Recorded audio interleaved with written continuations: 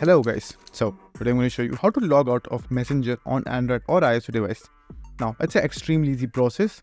So there are two ways how you can do this. So just simply click on the application and app info, then uninstall the application entirely. When you uninstall the application, none of your message or data from the Messenger will disappear.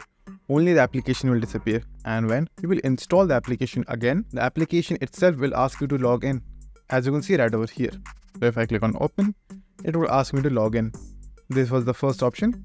Now let me show you the second option. So for the second option, you will need to open your Facebook account. So open your Facebook account, then click on the three lines at the top right, go to the settings option at the top, then click on the account center, and after that click on password and security. Now over here you will have an option of where you are logged in. Click on that. Now choose your Facebook account over here. Now over here you will find all the places where your Facebook account was logged in. So you can see all of them over here. And if you scroll down, you can click on select device to log out.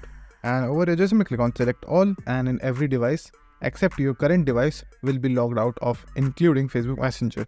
That was the second way, and that's all. So thank you for watching, and do like, subscribe to our channel, and take care.